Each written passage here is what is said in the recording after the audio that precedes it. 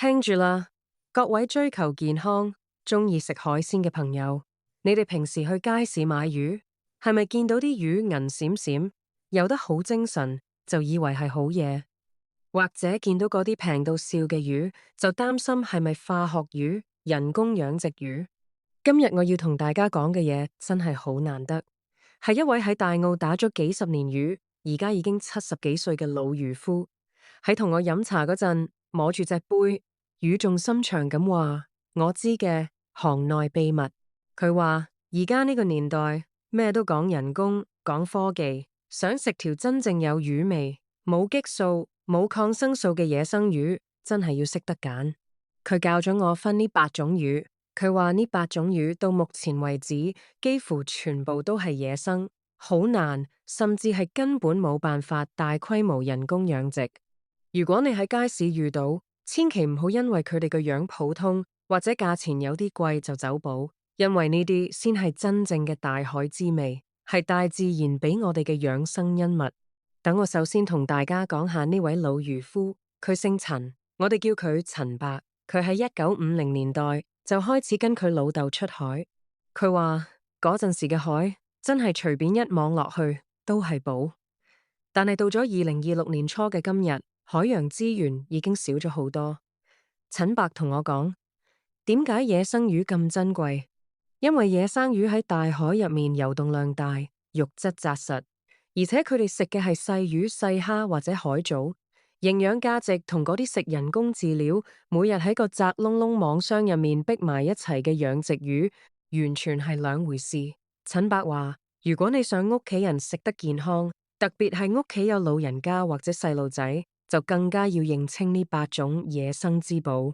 第一種我哋一定要講嘅就係白象魚。陳伯話：你喺街市見到嗰啲圓咕碌，個肚大大大嘅，好多時係養殖嘅金象。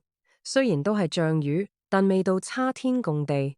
真正嘅野生白鯧，佢嘅身形係比較扁平，魚鱗好細好密，閃住一種好似絲綢咁嘅銀光。點解白鯧難養？因為呢種魚對水質要求極高，而且佢哋好鬼細膽，一驚就會撞嚟撞去，喺人工環境好難生存。Bicoque 含有豐富嘅不飽和脂肪酸，對心血管極好。陳伯教路，買白鯧一定要睇對眼，對眼要精靈剔透，魚身要夠硬淨。清蒸白鯧只需放幾片薑，少少蔥絲，淋少少熟油同豉油，嗰種鮮甜真係連魚骨都有味。第二種係我哋香港人好鍾意食，但成日會買錯嘅馬友。陳伯話：真正嘅野生大馬友係海入面嘅貴族。馬友嘅魚油係所有魚之中數一數二咁豐富，所以佢食落口有一種好似牛油咁嘅香味。點解馬友難養殖？陳伯話：馬友係一種性格極強嘅魚，佢哋喺深海游開，一旦被捕獲離開水面，好快就會氣絕。雖然而家有啲地方嘗試養殖，但質素始終同野生嘅差一大截。野生馬友條尾會比較長，身上嘅銀色光澤更有質感。陳伯話：如果你見到一條2-3斤重嘅野生馬友，貴少少都要買，因為嗰種入口即溶嘅感覺係養殖魚永遠俾唔到你㗎。第三種係好多人會忽略，但其實好有益嘅大魚。我哋廣東人有時叫佢牙大。陳伯笑住話：大魚係最有骨氣嘅魚，因為佢哋生活喺深海，有極強嘅趨光性，而且身體構造適應咗深海嘅壓力。一旦被拉上水面，因為壓力急劇改變，大魚嘅標會爆裂。所以你喺街市絕對見唔到游水嘅大魚，全部都係冰鮮嘅。正因為咁，大魚幾乎冇可能人工養殖。大魚含有豐富嘅鎂同維他命 D， 對骨骼好。陳伯話：揀大魚要揀身形完整，表面嗰層銀脂冇脫落嘅。嗰層銀脂其實係一種營養價值好高嘅脂肪，唔好以為係鱗去撻走佢。第四種係老漁夫強烈推薦嘅紅衫魚。陳伯感嘆：以前紅衫魚係平民魚，而家產量少咗好多，變得好珍貴。紅衫魚生長速度慢，如果人工養殖，成本高到冇人買，所以你喺街市見到嘅紅衫魚，9成9都係漁船喺南中國海一帶捕撈翻嚟嘅。野生紅衫魚嘅皮色係鮮豔嘅粉紅色，帶住幾條金色嘅橫紋。陳伯話，紅衫魚最啱用嚟煎或者煲湯，用紅衫魚煲出嚟嘅奶白色魚湯，補而不燥，係小朋友快高長大嘅秘密武器。第五種係樣貌唔係咁好睇，但內涵十足嘅狗肚魚。陳伯話，狗肚魚身體好柔軟，好似冇骨咁，喺海入面，佢哋係捕食小魚嘅好手。因為狗肚魚離水即死，加上佢哋對水壓同水質嘅要求好特殊，養殖成本完全唔合比例，所以保證係野生。狗肚魚含有好多水分同蛋白質，肉質滑到好似豆腐咁。陳伯最中意用狗肚魚嚟做椒鹽或者煮湯。佢話呢種魚係大海嘅天然膠原蛋白，對皮膚好，又容易吸收。第六種係麻膠魚。麻膠魚係一種肥游魚類，游速極快，性格兇猛。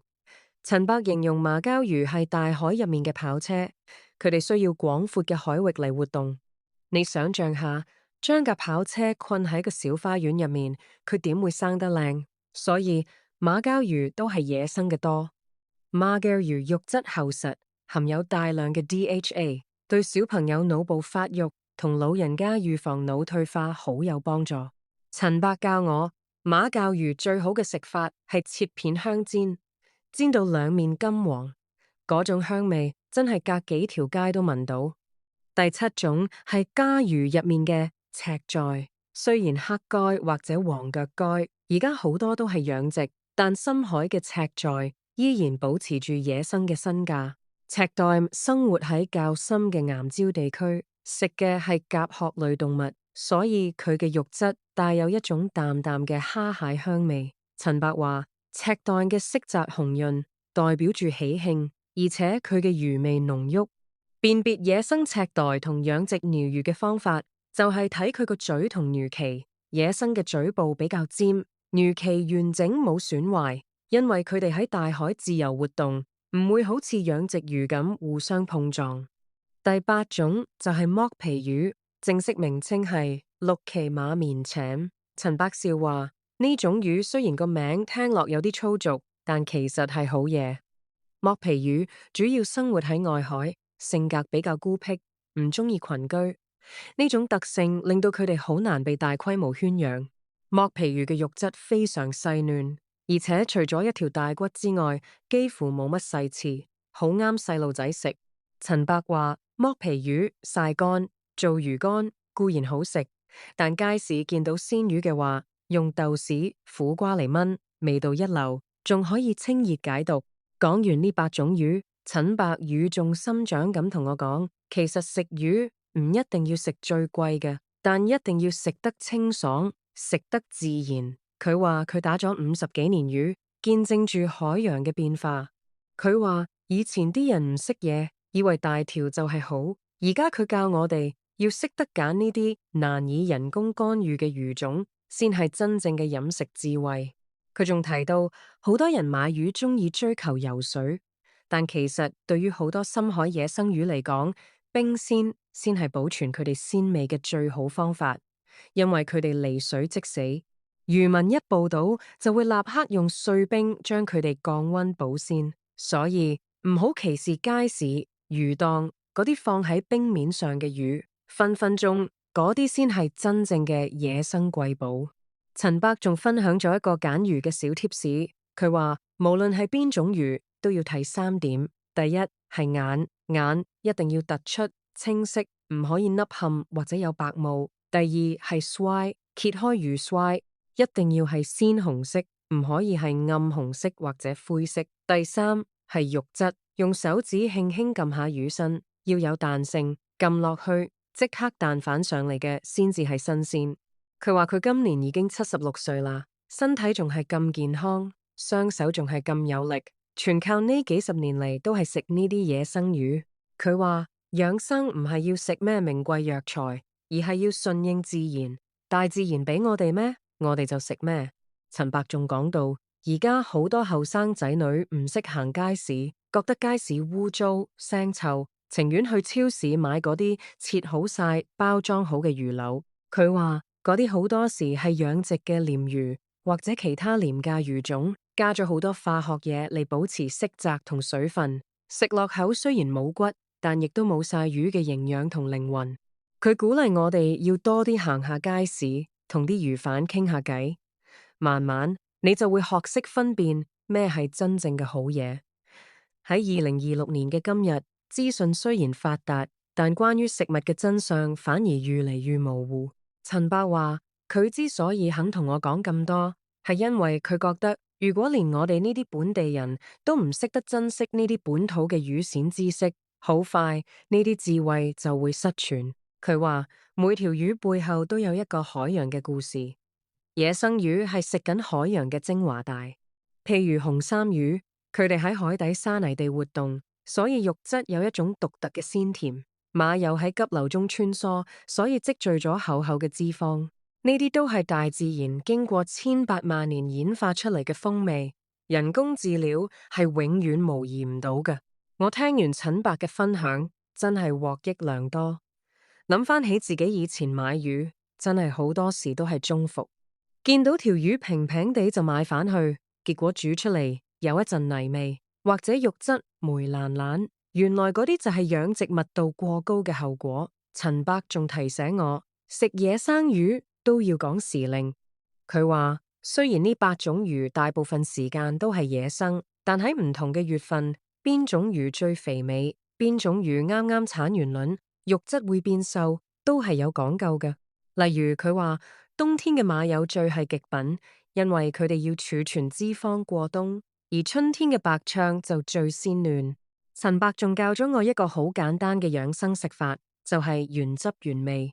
佢話好多人中意用好多調味料，甚至用紅燒、油炸嘅方法嚟整魚，咁樣其實係糟蹋咗條野生魚。對於呢8種魚，佢建議最好嘅做法就係清蒸，或者用最簡單嘅鹽醃一陣，再香煎。佢話如果你條魚夠新鮮，係野生嘅話，根本唔需要啲咩複雜嘅醬汁，魚本身嘅鮮味就係最好嘅調味。佢仲笑笑口話，佢以前喺船上直接用海水洗淨條魚，放喺飯面一齊蒸，嗰種鹹鮮味，佢記到而家。講到呢度，大家可能心入面會有個疑問，野生魚會唔會有重金屬污染？陳伯都好坦白咁同我傾過呢個問題。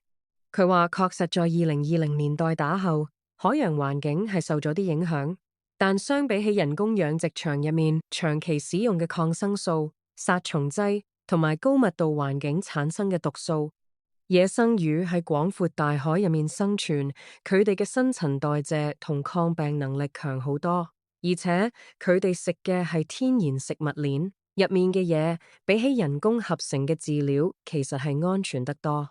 最重要嘅係，我哋要揀中小型嘅魚，唔好一味追求幾十斤重嘅大魚，因為中小型魚嘅生長期相對短，積聚污染物嘅機會亦都少啲。